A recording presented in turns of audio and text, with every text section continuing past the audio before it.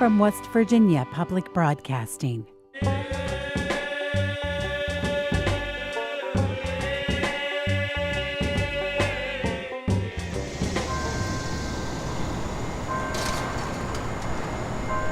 My name is Anderson Charles.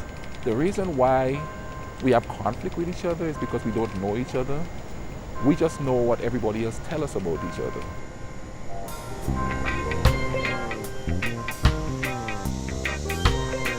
The author of I Am a Dirty Immigrant, Anderson Charles was born on the British-ruled Isle of Grenada, which gained independence from Great Britain in 1974. Today, Grenada is the smallest independent country in the Western Hemisphere. The tiny nation is made up of a handful of islands in the southeastern Caribbean Sea and comprises 133 square miles with a population of about 110,000 people.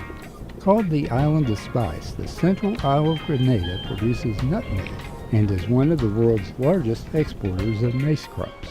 Nearly half the residents identify themselves as Roman Catholics, but it was a Protestant minister who convinced the 7-foot Grenadian to accept a full basketball scholarship at the Baptist-affiliated Cumberland College in Whitley County, Kentucky. At the time, we didn't have a university. So we either went to England or we go to the University of the West Indies, or if we get like me, get a scholarship to America, we come here. That was the main reason for coming. I wasn't searching for freedom. I wasn't searching for equality and all of that stuff. We had that there already. Anderson says he wasn't ready for the many changes awaiting him when he arrived in Appalachia in 1986. I landed in Kentucky and it was freezing. I wasn't prepared. I didn't have a jacket. I had one thin Caribbean-style shirt. So I was freezing. A vegetarian accustomed to eating yams and other roots, Anderson was not prepared for American fast food. I would get sick all the time because my body wasn't used to that processed food. Most of the stuff I eat, I cook, improvise with Caribbean recipes and stuff and put together. He received yet another shock when attempting to communicate with local folk and failing to grasp subtle nuances. Everybody was wondering, did I speak English? Yes, I spoke the Queen's English. So they being from Kentucky and having that accent, I wasn't understanding a thing they were saying. I sort of went into a shell then. On top of that, he had to come to terms with American slang. Where I'm from, it's like 86% African origin. So the slang is universal or national. There wasn't any difference in the slangs and stuff that we use. So coming to America, I thought, it's Americans. They all speak the same. No, they don't. All right, bro. All right, I'll catch you later. Then there was the fact that he was no longer in the majority when it came to race. And then all of a sudden I was a minority. I've never been in a situation like that before. The best way to deal with something like that for me was to break away from cultural barriers and just deal with them as human beings. Then I realized they want the same thing I want. Here are these kids going to college. Education is important in my country. So I could communicate to them on that level, with them on that level. So that's what I had to do from the beginning. Anderson, though, found he stood on common ground when he came face to face with American poverty. Some people expect the streets to be paved in gold because we get this stuff about how good everything is here. And there was a place where I was in Kentucky called the Bottoms, and people lived there. We would never name a place the Bottoms, we would name it like Paradise because, that's what we're aspiring to.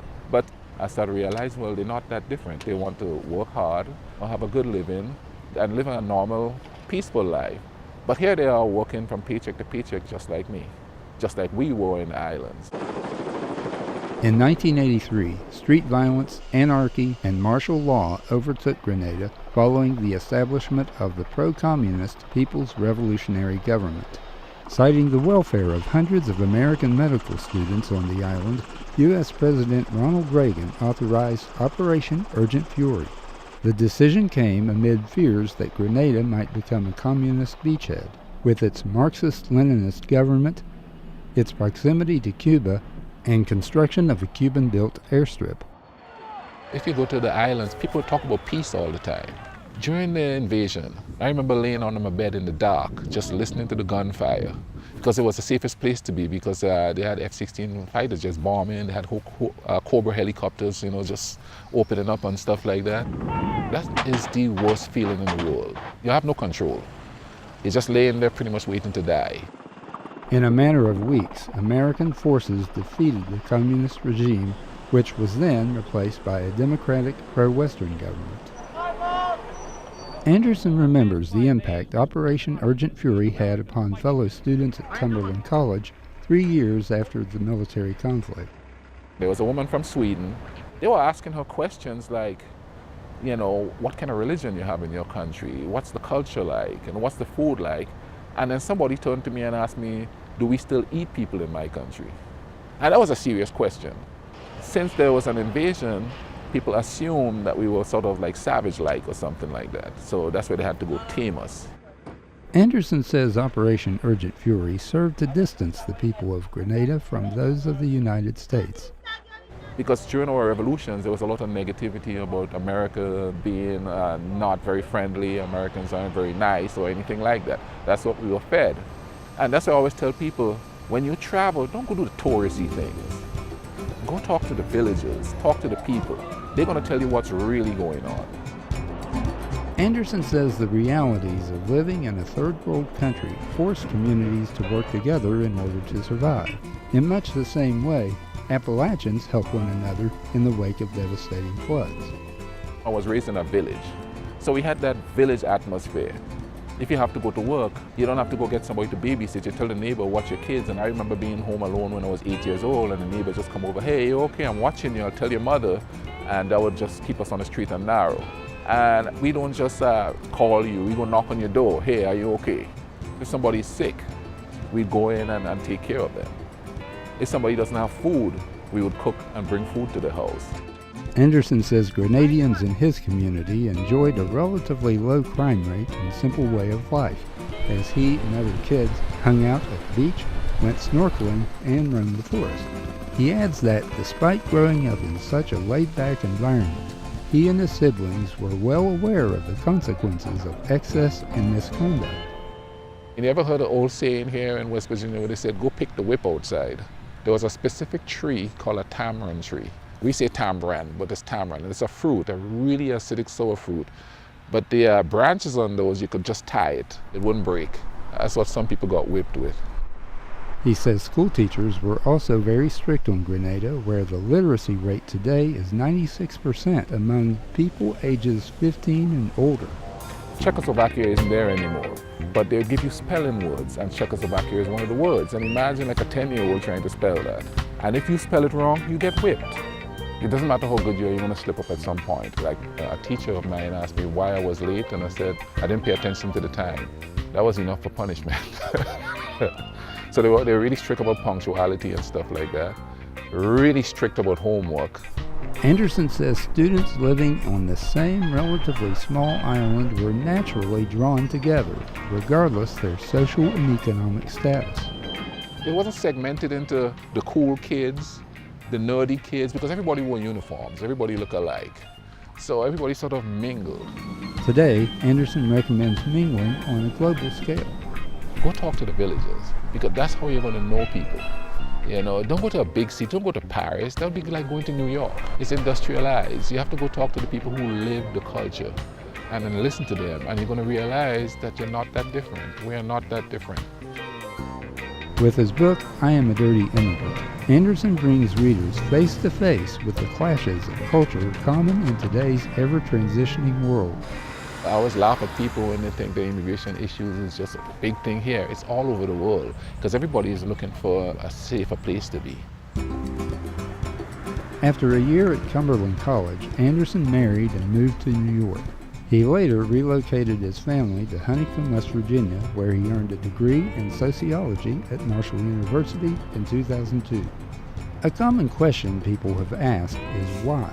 Why bag groceries and work at a toy store?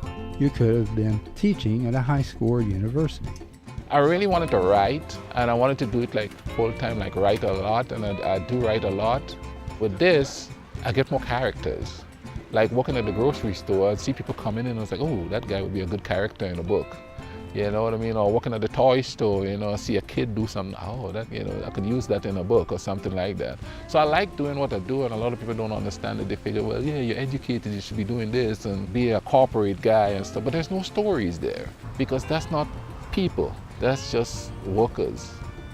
Anderson says he came up with the title for his memoir after co-workers at a telemarketing service labeled him a dirty immigrant. He says he began writing I Am a Dirty Immigrant out of frustration and anger. A lot of people come and have conversations with me and they will talk, but they don't really know me because they don't know where I'm from and what my culture is. Once you figure out my culture, then you deal with me as a human being. After that, then really good. And I think that's what people need to do. Inside Appalachia, I'm Russ Barbour in Huntington, West Virginia.